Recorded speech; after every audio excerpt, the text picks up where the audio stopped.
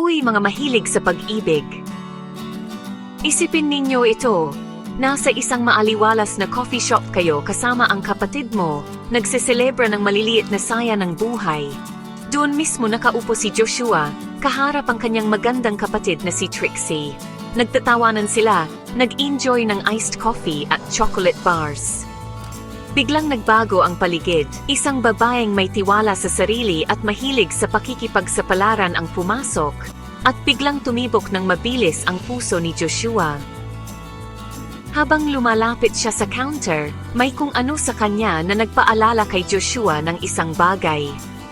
Hindi niya matandaan noong una, pero bigla niya itong naalala na parang kidlat.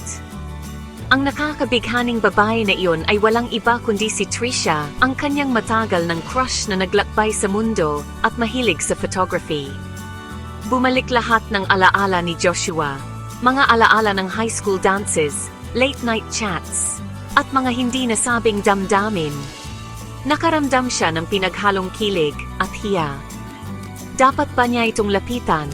Paano kung hindi na siya nito matandaan?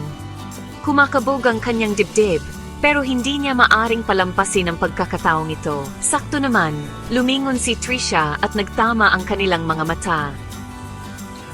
Isang kislap ng pagkilala ang sumilay sa kanyang mukha at nakaramdam si Joshua ng init. Lumapit siya na maingiting nakakatunaw ng puso. Joshua! Tanong niya. Ang kanyang boses ay parang isang melodiya na hindi niya malilimutan. Hindi ako makapaniwala na ikaw na. Ngumiti siya ng nahihiya at tumango.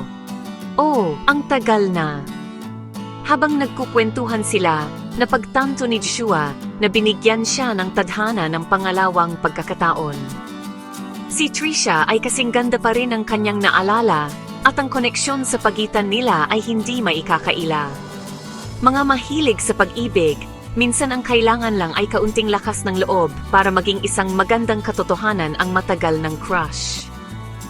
Kaya, sa susunod na nasa coffee shop kayo, panatilihing bukas ang inyong puso. Hindi mo alam kung sino ang maaring pumasok. Salamat sa panonood, at huwag kalimutang pindutin ang like button kung nagustuhan ninyo ang kwentong ito.